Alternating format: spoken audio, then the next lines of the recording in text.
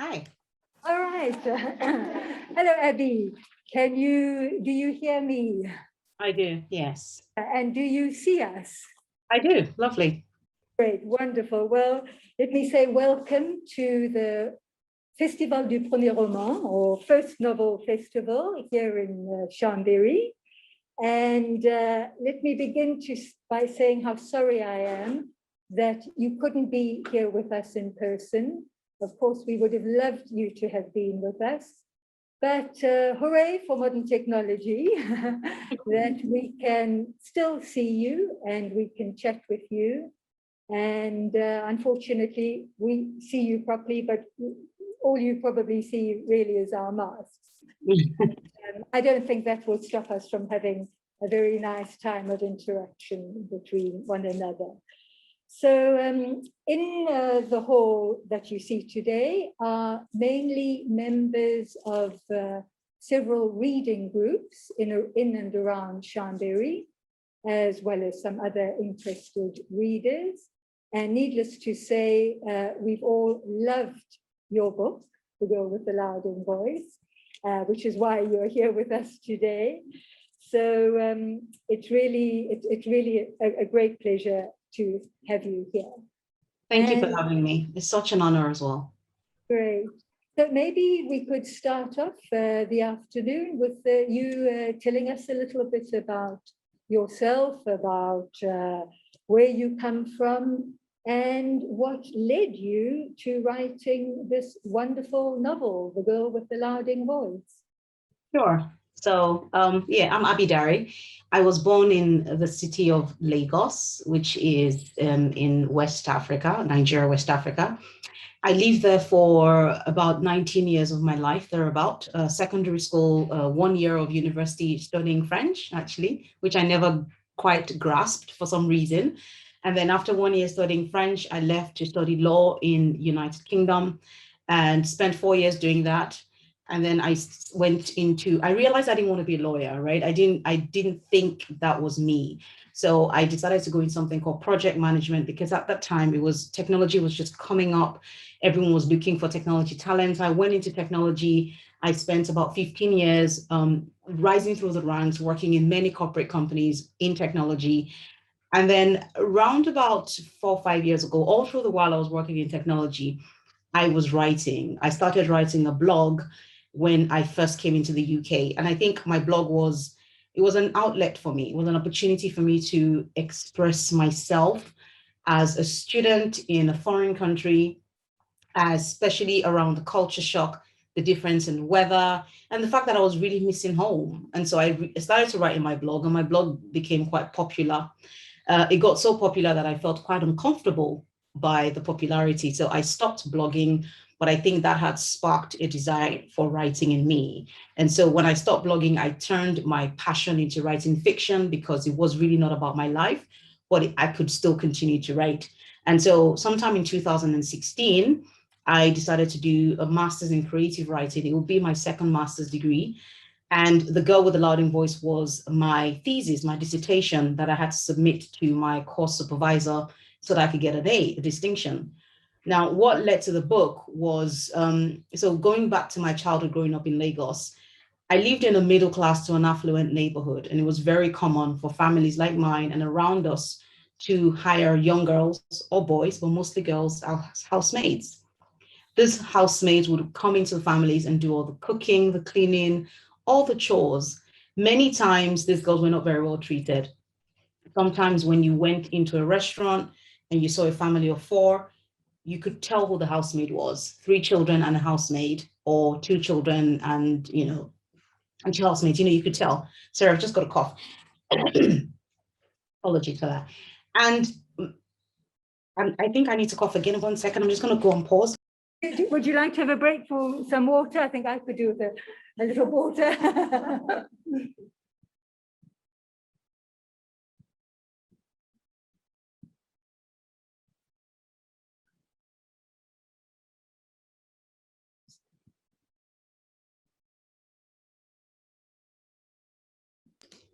Thank you for that.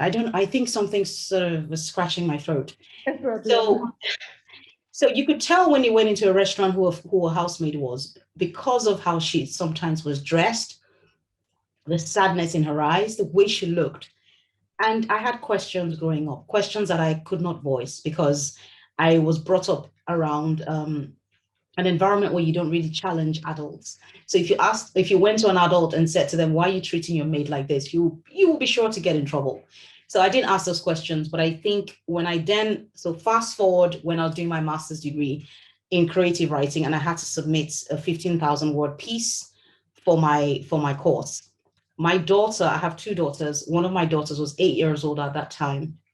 And I'd asked her very politely to help with taking out the dishes out of the dishwasher. And she didn't want to do it. She was throwing tantrums. She was not in the mood. And I said to her that, do you know that there are young girls like you who are probably working for families like mine in Nigeria? And she was surprised. She said, really? You have young girls like me working? Do they get paid? Can you pay me for helping with the dishwasher? And so that led to a real conversation around child labor, about the fact that across the world, not just in Nigeria, but I knew Nigeria's story, that young girls were working, that many girls were abused. And my daughter asked me a question. She said, Mom, why would anyone send their child to be a maid? And I had no answer for that. And so that night I could not sleep. I went online and I began to research on what I knew growing up. Thankfully, we then had technology and we had YouTube, and I could watch a lot of videos on abuse and read a lot of articles. There was this particular article that really struck me. It was about this 13-year-old girl who had her entire body doused in hot water by the woman who employed her, a woman like Big Madam. Now, the injuries were horrendous. They were horrific. But I think what really broke my heart, apart from the injury, was the fact that this girl was reported like a statistic. Her face was a blur. There was nothing about her apart from the fact that this had happened. And that was the end. There was nothing else about whether they were going to arrest the woman that did this to her. It was almost like, we're telling you the news, deal with it. And so my question was, who is the girl in this story? And so I went into writing The Girl with the Louding Voice, very, very conscious of the fact that I wasn't going to report another statistic. I was going to tell a story, and it would be about the girl with the louding voice. And that's where I came about writing the book. Okay. And now I hear you mentioned that, in fact, you made reference to a 15,000 word story that Yes. was for your master's degree. But Yes. This is a lot more than 15,000 words. So I find that amazing that you didn't actually set out to write a novel. Yes, I didn't. And interestingly, when I shared the piece with my course supervisor, so before you actually hand in the 15,000 words, you share 3,000 and 3,000 and 3,000, and then you send the rest. So the first 3,000 words happened about a week after my daughter and I had the conversation. And I went into my supervisor and I shared it with him. And he said, Abby, this is wonderful. Can you finish the book in this voice, in the voice of this girl? And I said, there's no way I can do that. It's not going to happen. I'm just going to end it at 15,000 if I can. And that's it. But I think hearing his encouragement really helped me to decide that, look, I would try. And so, but I think I also got to know the girl. I think I got to know Adunni a little bit more. And I felt that I couldn't stop at 15,000. So I kept on going. It was a lot of hard work. But I'm so glad I did. And that's why I'm here with you all today. Absolutely, absolutely. Well, I tell you what would be really great is, could we hear a little bit of the story? If you have a favorite part of the book that you could read to us? Sure. I'm going to read first from chapter 4 of the book. And I read in what I call my Adunni voice. So that's quite near the beginning, right? Yeah. So this is near the beginning. For those that have not read it, it's near the beginning. And this is a conversation. Adunni is recollecting a conversation she had with a man called Mr. Ade, who had a relationship with her mother. And but at this time you meet Adunni, her mother has died. So she's just thinking back to this experience. 2 years before my mama was dead, one car drive inside our compound and bring itself to a stop in front of our mango tree. As I was sitting under the tree, washing my papa's singlet, and when the car stopped, I stopped my washing, shake the soap from my hand, and keep looking the car. It's the rich man owned this car. black and shining with big tires and front lights like the eyes of a sleeping fish. The car door opened and one man climbed out, bringing along the smell of aircon and cigar and perfumes. Tall like anything I ever see. His skin was the brown of a roasted groundnut, and his fine face and long jaw make me think of a handsome horse. He was wearing costly trouser cloth of green lace with a green cap on his slim head. Good morning. I am looking for Ido, he said, talking fast, voice smooth. Is she around? Ido is the name of my mother. She didn't ever used to have any visitor, except of the 5 women from the church community of Praying Wife every 3rd Sunday in the month. I roof my eyes from the morning sun. Good morning, sir, I say. You are who? Is she around? He asked again. My name is Ade. She have go out, I say. You want to sit down, wait? I'm sorry, I can't, he say. I only came to Ikati village to visit my grandmother's burial site. She passed away while I was abroad. I thought to say hello to your mother on my way back to the airport. I fly back tonight. Fly? Like aeroplane to the abroad? I have been hearing of this day abroad, of the America and the London. I have been seeing it inside the TV, the women's and the men's with their yellow skin and pencil nose and hair like rope. But I've never seen anybody from there before with my 2 naked eyes. I've been hearing of them in the radio sometimes too, talking fast, speaking English as if they are using it as a special power for confusing everybody. I look this tall, fine man at his skin, which is the brown of a roasted groundnut, and his short black hair like foam sponge. He's not resembling the people in the abroad TV. Where are you from? I ask him. The UK, he says, smiling soft, showing white teeth in a straight line. London. Then why don't you look yellow like them? I ask. He strung his face, then laughed, haha. You must be Dowo's daughter, he said. What is your name? Adunni is the name, sir. Oh, you're just as pretty as she was at your age. Thank you, sir, I say. My mama have traveled far to greet Iya, her old friend that is living in the next village. Till tomorrow before she's coming back, I can keep your message. Now that's a shame, he said. Can you tell her Ade came back to look for her? Tell her I did not forget her. After he climbed inside his car and was going, I keep thinking, who is this man? And how he knows my mama? When mama returned and I tell her Mr. Ade from the abroad of the UK come and see her, she's shocked. Mr. Ade? She keep asking as if she deaf. Mr. Ade? Then she was starting to cry soft because she didn't want Papa to hear. It take me another 3 weeks to be asking her why she shock and cry. She tell me that Mr. Ade is from a rich family, that many years back he was living in Lagos, but he come to Ikati to be staying with his grandmother for holiday season. One day, Mama was selling puff puff and Mr. Ade buys some. Then he just fall inside love with her. Big fall. She say he is her first man friend, the only man she ever loved. The two, both of them are supposed to marry themselves. But my mama did not go to school.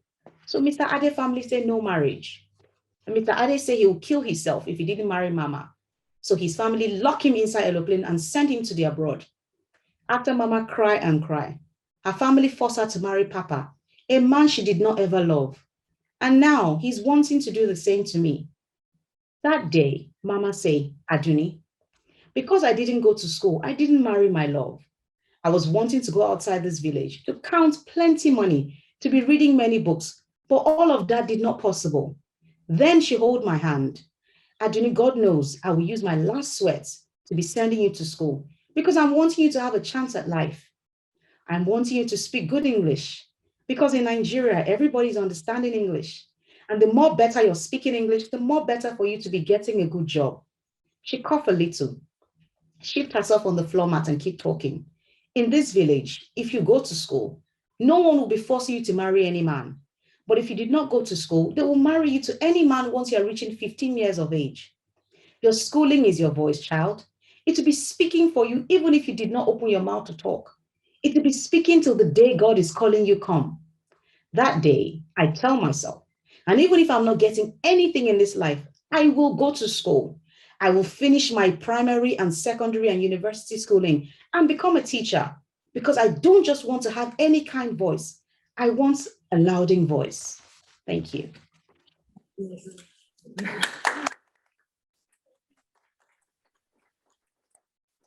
Very, very captivating extract from the book, which really tells us everything. I have to say your descriptions are quite incredible. We have such a clear image of every character and every scene in the book with the way you describe them. And it's Thank really you. special. Abi, maybe most of the people here, of course, have read the book, but there might be one or two who haven't and who might be right now saying to themselves, it's unusual English.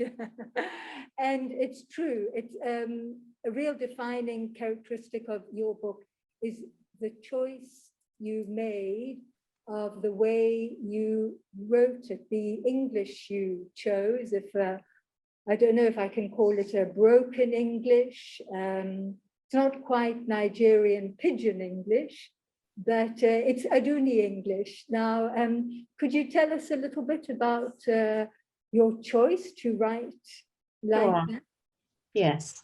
So when it became quite clear to me that I wanted to tell the story of the housemaid I knew growing up, I knew that there was no way I could write this in first person. I wanted to write it in first person. In fact, I tried in third person, but it felt like just a pity party. It felt like it was horrible. And so I knew I had to write in first person. But how could I write a story in first person from my own point of view, where I did not experience that kind of poverty, where things that I would be describing were to my own eyes and my own feelings. And so the only way I could do that was to try and go back and remember the girls that I knew growing up. So it forced me to know these girls a bit more. The girls that I knew growing up that worked for not just for my family, but families like around me, people, my friends that I'd spoken to, many of these girls had their own way of navigating English language because they were taken out of school to come and work. And so more often than not, you find that these girls were never sent back to school by the families that employed them. And so these girls had their own way of speaking English. It was a mixture of broken English, the pidgin English, to their literal translation of their mother tongue into English as they would understand it, and all sorts. And so when I came to writing the book, I made that decision that this is what I was going to do, that I felt that it would be respectful of me to pay honor to that. But also, another reason why I chose to do that was because I knew that I was going to write a story about a character that was extremely smart, at least in my own eyes. I wanted her to be smart. And there was something that I would never forget, which was when I first came to the United Kingdom to study.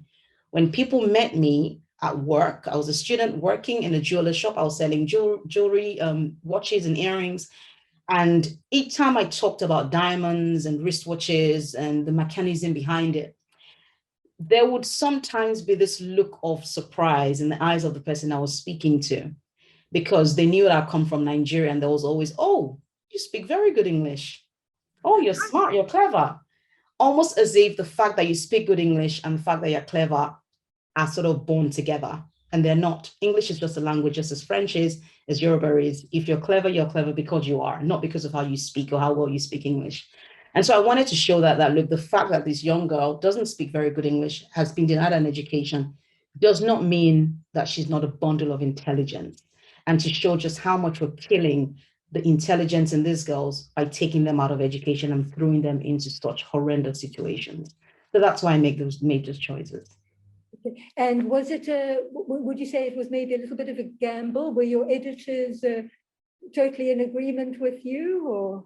No, remember that this was during a dissertation, so all I cared about was getting an A.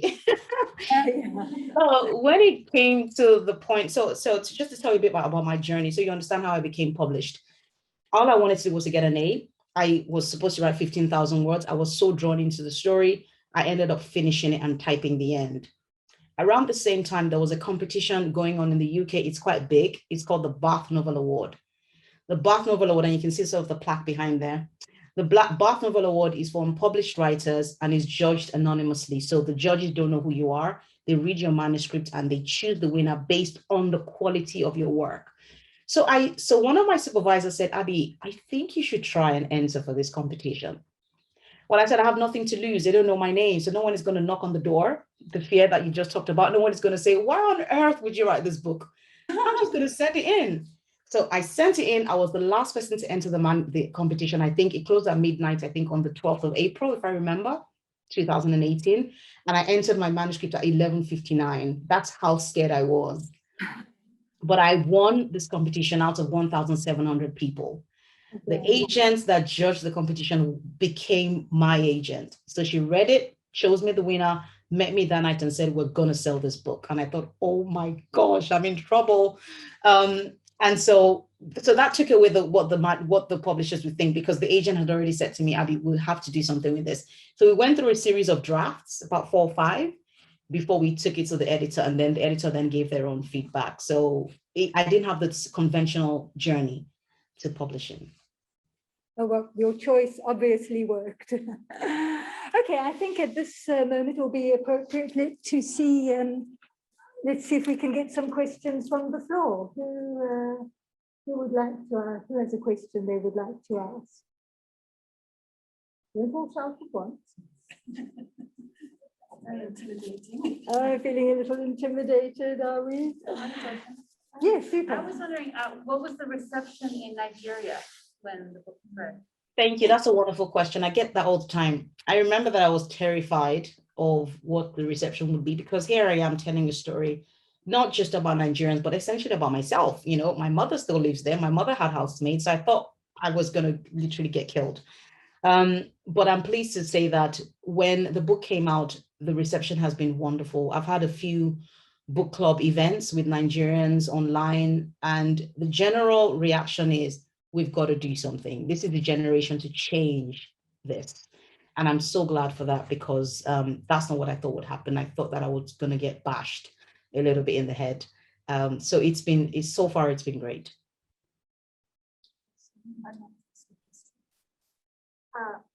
Yes, in the little film that you sent us on our website, you mentioned that Adunni didn't actually become who the person you had planned for her to be at the beginning. Now, my question is, what had you planned in the first place?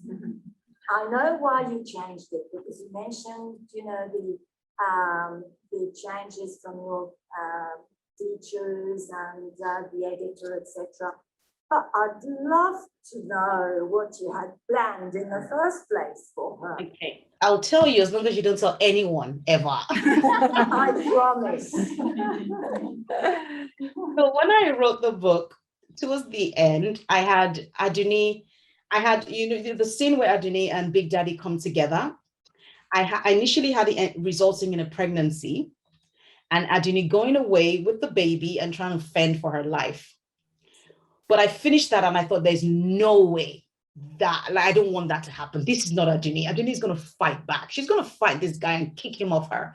And so I went back and rewrote it to suit who she was. It almost felt like she was telling me, Abby, don't you dare write that end for me. Don't you do that, I'll kill you.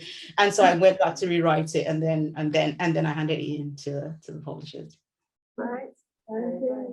I don't want to dominate the questioning, but just because you say that about fighting, it's your, and I've said before about your character portrayal, which I find so extraordinary.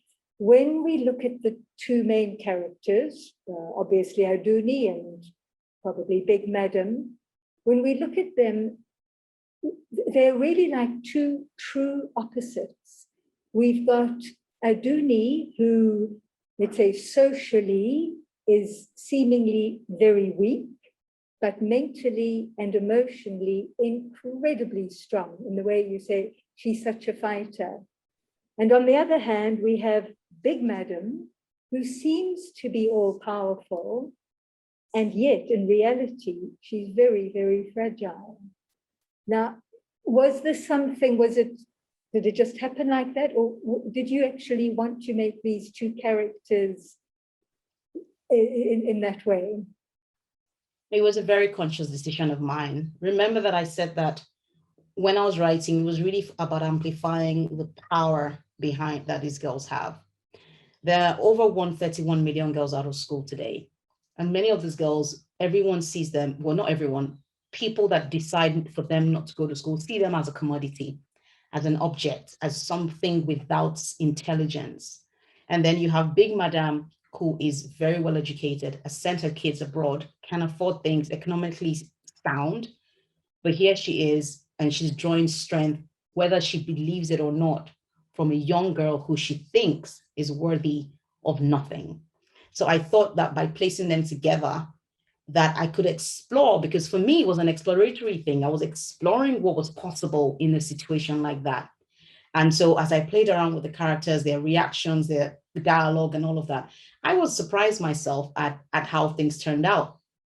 And I enjoyed Big Madam's reaction. You know, she was very, very reluctant, even till the end, to yield to the power that Adunni brings to her. So, you know, for Adunni to show her strength, she's very reluctant to do that. And I think you find that a lot when, you know, people face weaknesses and they don't want to reveal that they have those weaknesses, especially when somebody who is supposed to be a nobody has that strength they don't have. So yes, that was a deliberate choice of mine, but how they reacted to that, I think the characters took that out of they took it away from me and ran away with it and did whatever they wanted to do with those sins.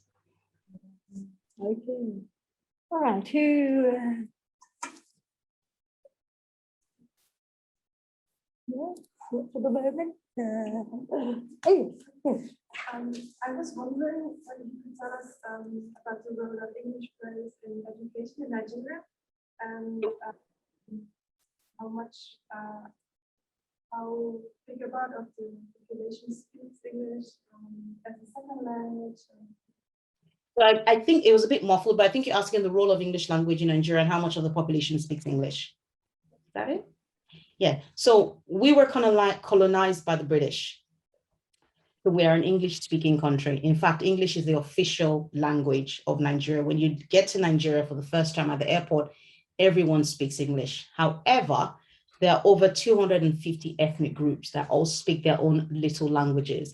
My mother tongue is Yoruba. I speak Yoruba very fluently, but I speak English very fluently. I believe that I started speaking Yoruba first. My mother said that to me, but not everyone does that. I started speaking Yoruba at the age of, I don't know, maybe 2 for a while. And then when I started school, I went straight into speaking English. And so I speak both. And I hear that a lot of parents do that for their kids.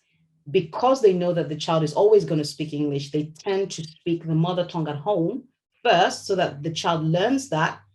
Because I remember growing up in secondary school, speaking your mother language in school, you will be penalized. You will get in trouble. You will be in detention for speaking another language. So that's how much English is spoken.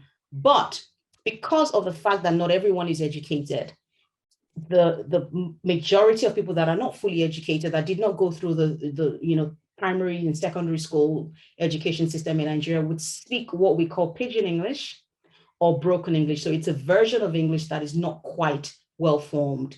And so that's what Adunni kind of speaks. She kind of course, because I was writing it, I didn't want to write just pidgin English, because everybody can speak it. And even those that are educated can. So I think a short answer to your question is yes, English is very widely spoken, but not everyone speaks it to the educated level. There are variations of how it's spoken.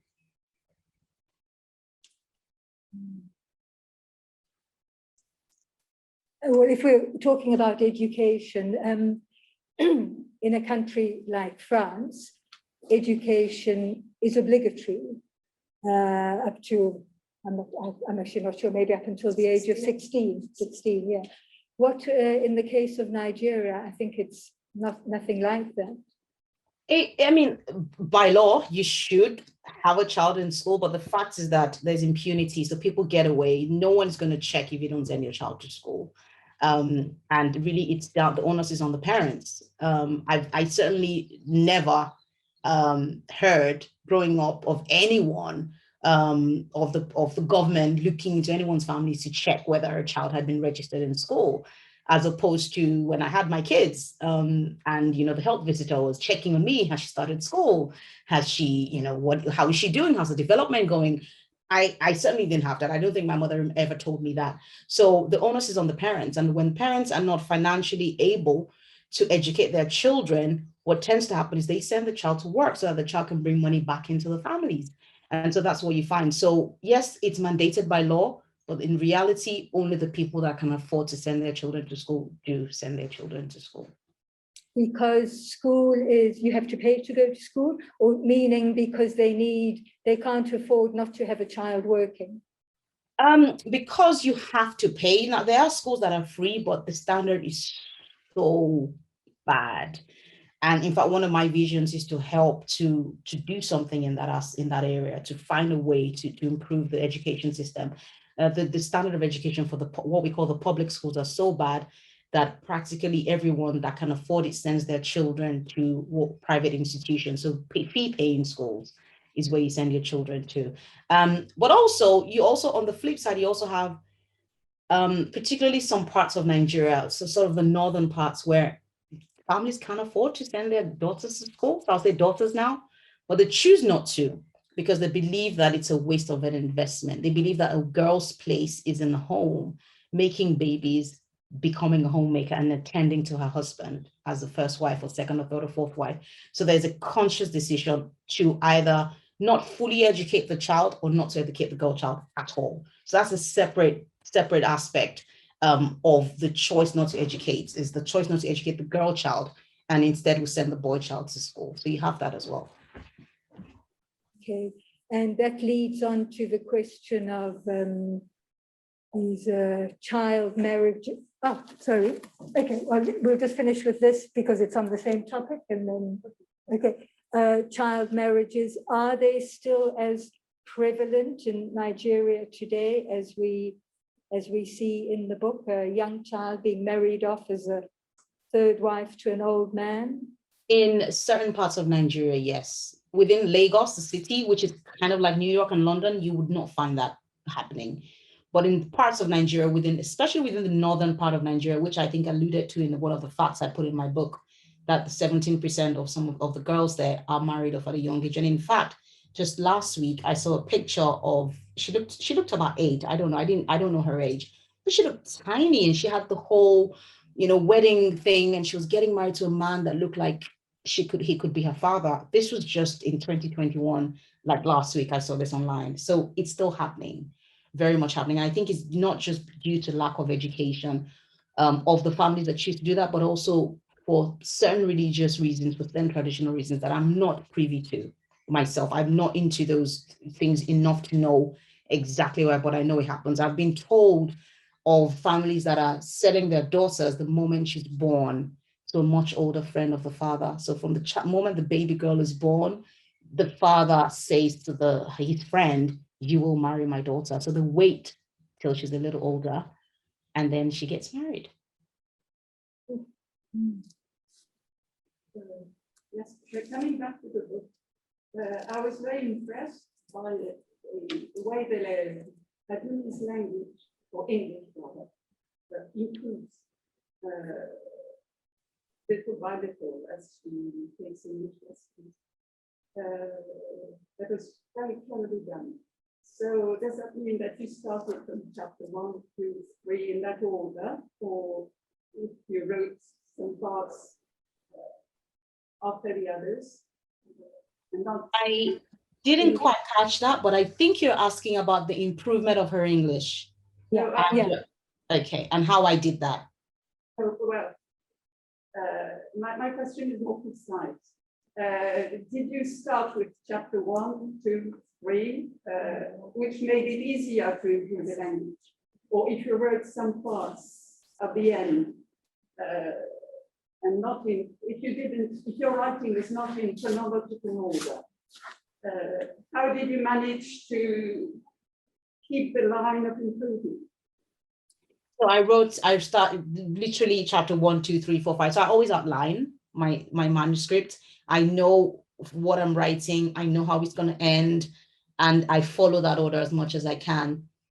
For this story, though, because I knew that her English would improve by the reason of not going to school, or by the reason of sort of mixing with people that spoke very well, i.e. Kofi, who was not just spoke well, but very proud of how well he spoke, I knew that I had to make edits to her language. So what I did first thing I did was I tried to just end it on a chapter, say chapter 21, just as an example.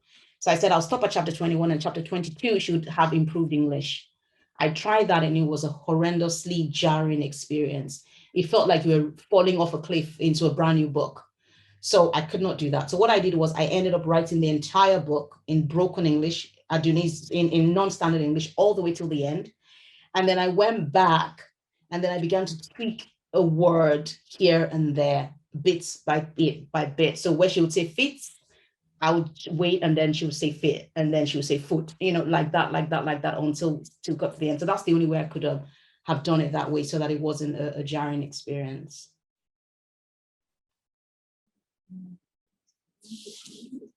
Yeah, please. Sorry, it's me again. When I read the book, and when I reached the part where Miss Tia gets, I mean, she's very nice. She takes over to make Adunni feel much better when she meets her the first time.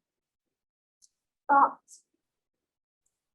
it felt to me that such strong relationship, because it became a very strong relationship between Miss Tia and Adunni, I felt, I don't want to sound provocative or rude or anything, but it felt to me that, was it really feasible that something like that should happen?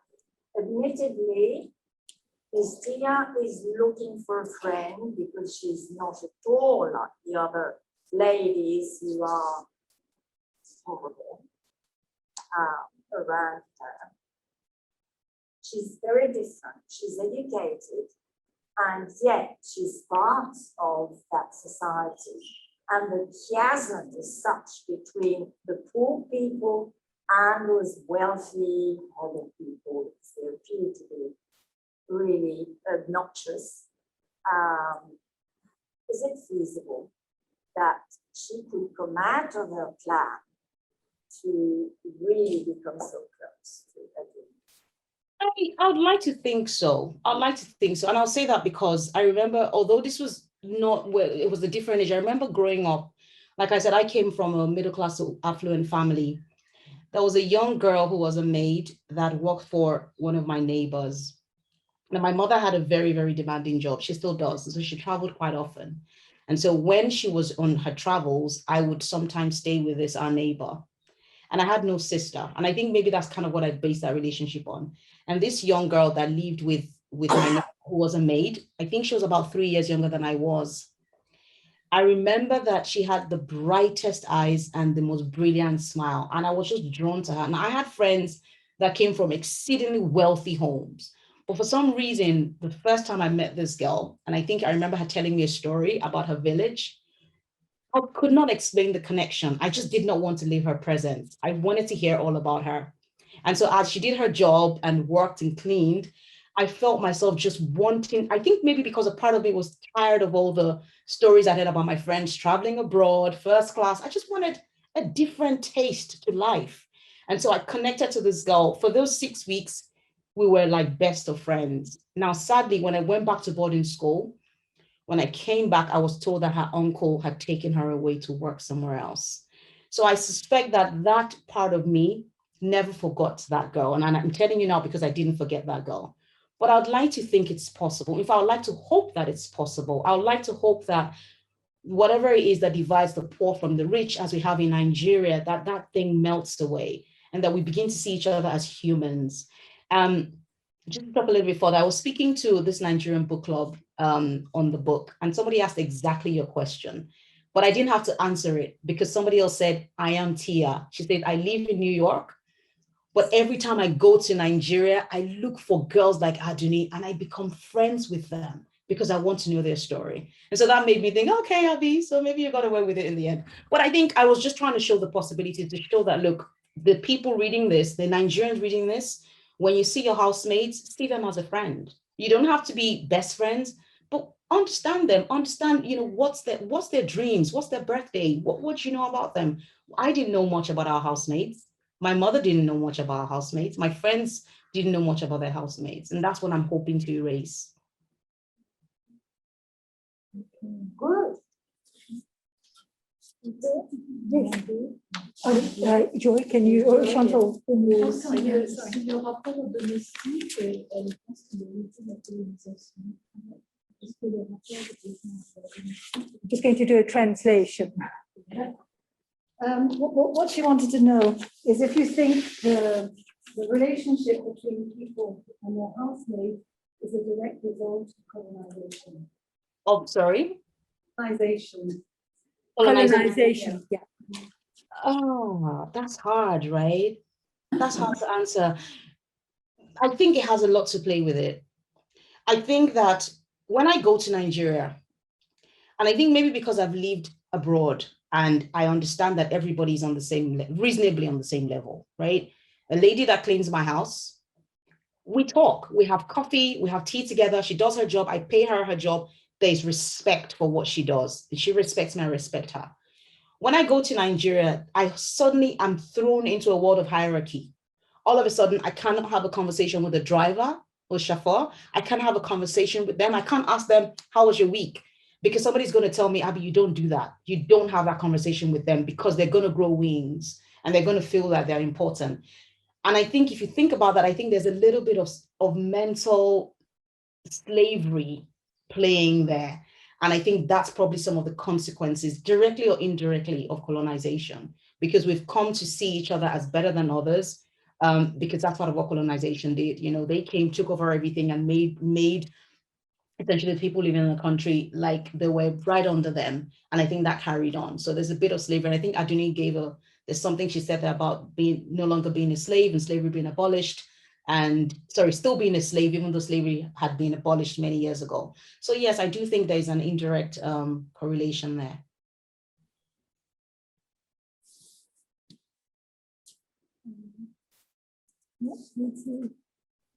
Okay, well, if we're maybe staying on a social topic, something that we saw towards the end of the book that was quite poignant. Just in a scene towards the end of the book, after Big Madam has thrown her husband out of the home, Big Daddy, her husband, Kofi, one of the characters, he says, speaking to Adunni, he says the following, and I'll quote from the book, it's not long. So Big Daddy is gone, he's not allowed, Big Madam won't allow him back. And Kofi says, Big Daddy will be back. It will take a lot of begging on his part, but she will take him back one day because she needs him more than he needs her. Is it not sad that in this part of the world, a woman's achievements can be reduced to nothing if she is not married? And that we found very, very, very poignant, because on the surface of it, it was Big Madam who was all powerful, who had everything, and her husband was nothing. And yet this seems to be the mark of society. I'm loath just to say Nigeria, because it's, but maybe in many African countries, that for a woman, it's so important to be married. And it seems in the book that it's right across the social strata, from Adunni up to the higher classes of society. Absolutely. And in fact, that's why I had her leave the village and come to Lagos, because I was trying to show that regardless of where you're from in the society, that marriage thing is very important. Now, I find it quite fascinating, but I know that growing up, the aspiration given to many girls, even for families that are educated and value education, you are told that get your education, but don't get too much of it. Make your money, but don't make too much of it as a girl, because you're going to get married and you really don't want to be seen as bigger than your husband. It's all about your husband. You are really under your husband. And when you find single women or divorced women that are doing great things in their field, I find it quite interesting when I read the comments about the woman, her marital status is always the disqualifying factor. That instantly shuts down her achievements. I've seen it over and over and over again. And I felt I had to tell the story, especially for someone like Adunni, who was looking out and seeing what could happen to her beyond getting an education. So absolutely, it's something that I don't understand, but it happens. You would go into a restaurant, and it's happened to me before. You go into a restaurant with, with my brother in Nigeria on holiday to visit my mother. My brother lives here as well. And we have, maybe I'm taking him out for a meal. You have the person that's serving us come to him and ask him to pay. But I'm the one taking him out.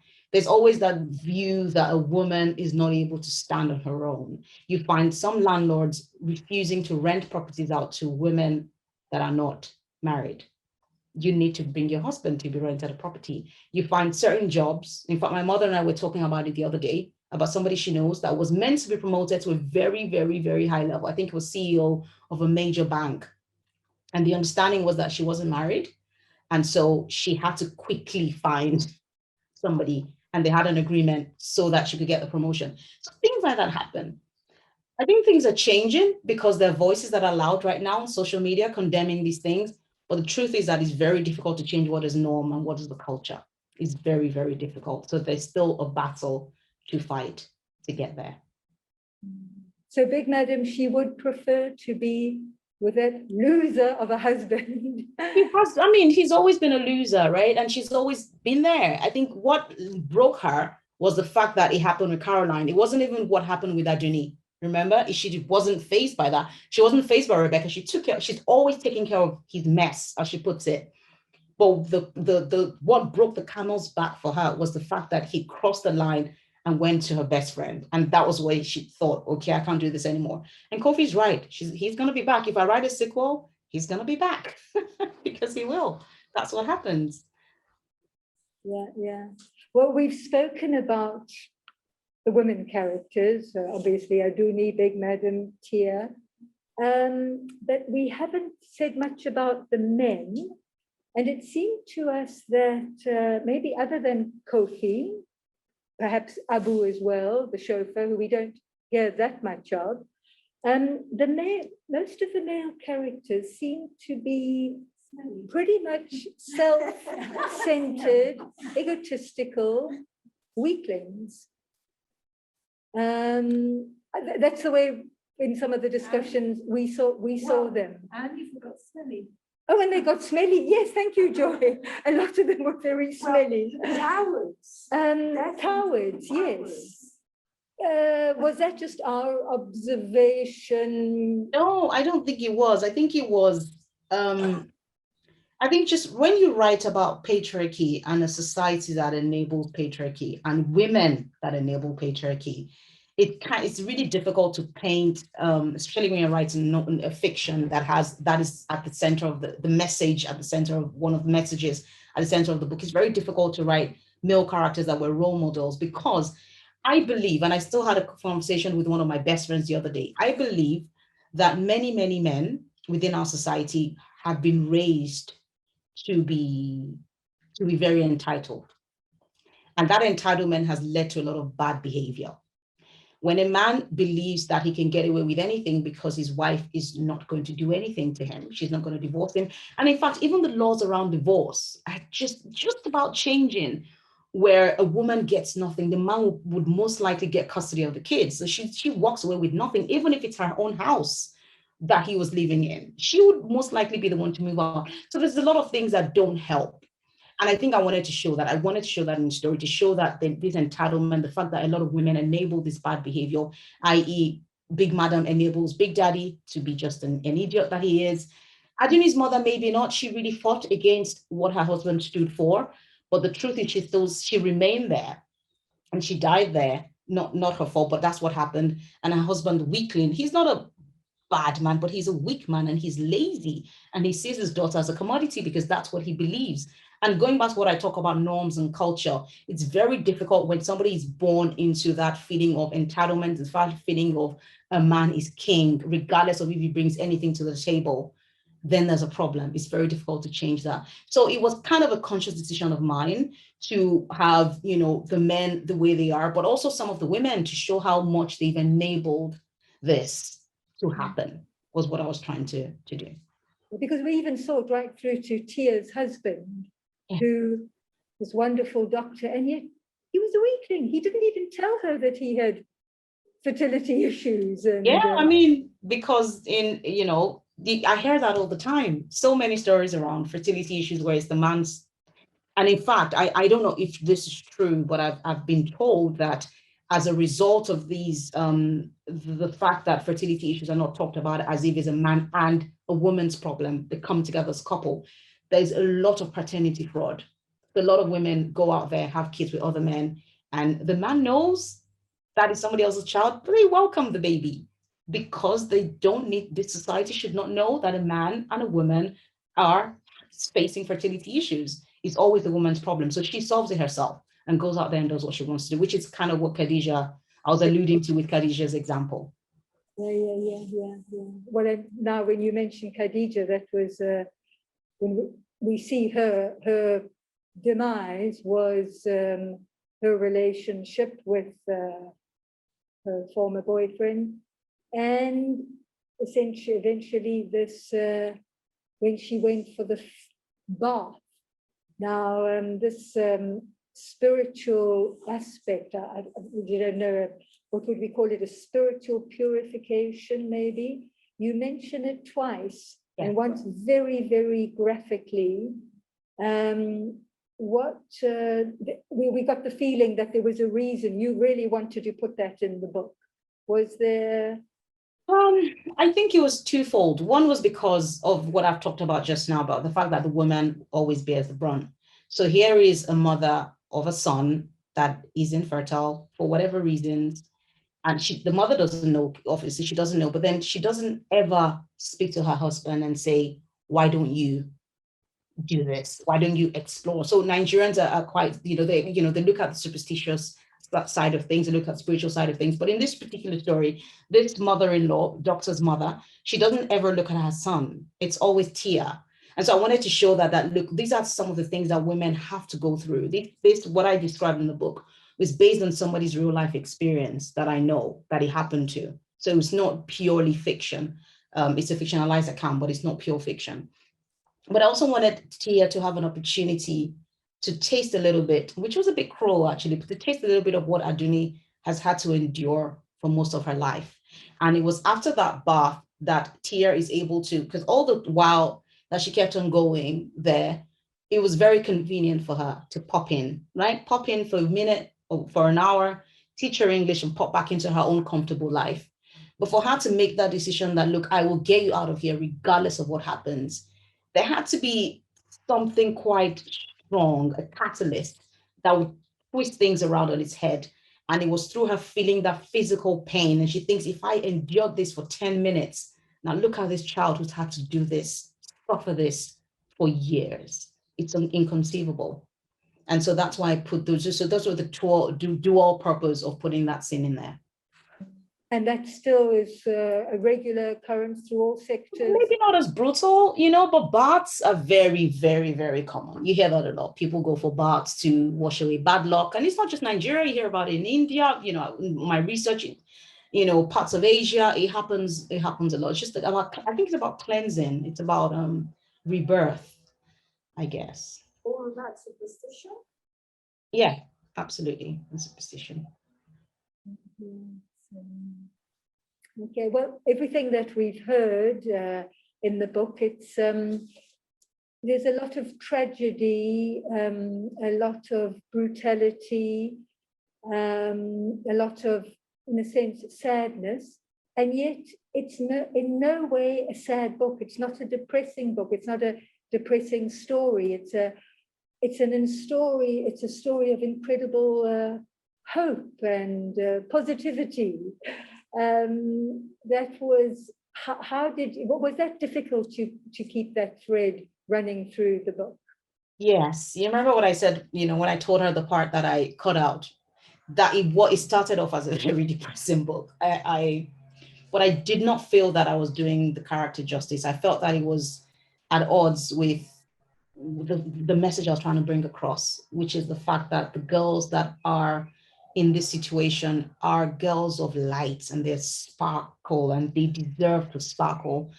And so I had to go back, and in scenes where Adunni cried a lot when in the first draft, she was crying every day. So I had to go back and have her turn things that should make her cry into things she would joke about. And so then I began to sharpen her mouth and got her to be very, you know, how she is, saucy and chat back and find fun in things. So she'll cry a little bit, but she wouldn't let that hold her down. And that's when I began to rebuild her spirit and made her a bit more resilient. So it was a conscious decision, but it wasn't something I knew from the start that I could do. It was difficult to get to that. Yeah. And yet you did put in the getting pregnant, etc., with Rebecca. So you had that in. Yes, because it was a common thing, right? So many housemaids.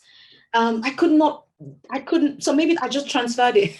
I transferred it to somebody else to show that this happens. These girls do get pregnant, these girls do disappear, but I couldn't have it happen to my main character. So it was a nice exchange. And even though it's a work of fiction, are we allowed to believe that Big Madam was telling the truth in her version of the events that led up to Rebecca's disappearance? I would not trust that woman. I wouldn't trust her myself. Even though I created her, she's she's I don't think she's telling the whole truth. There's a lot more that she knows, but she likes to, she has the illusion that she's in control. So as far as she's aware, she's giving Adunni enough information to shut her up and get the hell out of her life. And that's what she wants. Is why she tore up that piece of paper into little bits. Okay. Who else would like to? Has everything been said for you? Well, Joy, yes, please. Maybe just one question. You mentioned a sequel. It's a question that we asked. Do you think you'll follow Adunni further in her life, or will you try writing something totally different, or going off in a totally different direction? I'm writing a totally different story now. And it was very difficult at first. I think I couldn't even write standard English properly for the first few weeks. I remember I'll send an email and it will all be so crap. The English I'll write, I'll be like, oh my gosh. So it took a lot to break away, because if you're writing in a certain voice and living with a character in your head for 3 years, it's really difficult to step away. So I've made a conscious decision to completely sever that and write something else. Still a story about mothers and daughters and secrets that keep them, and a bit of village life, because I love village life. I never lived in the village, but I really love the simplicity of village life. So I'm writing something different, but I think that in terms of a sequel to The Girl with the Loud Voice, I've been asked that so many times. And in fact, my mother, who has never read a word of fiction in the last 30 years, she's very academic, read The Girl with the Loud Voice because of lockdown. She couldn't go to lectures. And so she picked up my book and read it. And she was in Lagos. And she called me up on the phone and she said, I've read your book. I loved it, but I don't think that's the end. So this is what I think needs to happen. And so my mother goes and tells me exactly what she wants to happen to every single character, how Adunni is going to work for the United Nations, how she's going to go back and change things. And so when she finished speaking, I was typing an email. I wasn't listening to her. So I was like, yeah, mom, yeah. Okay, thanks, bye. I hung up the phone. 5 minutes later, I'm not joking, there's an email in my inbox. She goes, as discussed, because I know you were not listening, this is what is happening in the book. So every time somebody asks me, I always say that somebody has told me what needs to happen. I just need to find the time to write. Or maybe your mom will write it. Maybe. Oh, that's lovely. Well, apart from maybe a book sequel, I know that the Nigerian film industry is the second biggest in the world. And you mentioned a little earlier about when you said when you went back to Nigeria, you recently, or you were speaking to a book club, and you felt that you wanted this book to speak to Nigerians. You wanted it to have an impact. And I thought to myself, well, gee, this would make a most wonderful film. Do you think the Nollywood, do you think they would, any prospects of a film? I from certainly Nollywood? hope so. I hope so. I mean, the book is getting, thankfully, the book is getting good attention. And I'm hoping that the filmmakers out there are paying attention and are looking to do something. But when it does happen, I'll be the first to shout about it because I'll be very excited. Wonderful, wonderful. Well, anybody else have any comments would be very nice before we close up. Chantal, Joy, anything I else? think we've been through. Yes, everything we said. I think we've, well, I think you've answered all our questions, Abby. So once again, it's been wonderful chatting to you. Thank you so much for spending this time with us. Thank you. And we really wish you all the best with your future projects. Please listen to your mother. It sounds like she has some good ideas. And we really look forward to seeing the next book by Abi Daré on our book, in our bookstores. Thank you very much for having me. I had a wonderful, wonderful time. Thank you. Thank you. All the best to you. Thank you, Abby. Bye-bye. Bye-bye.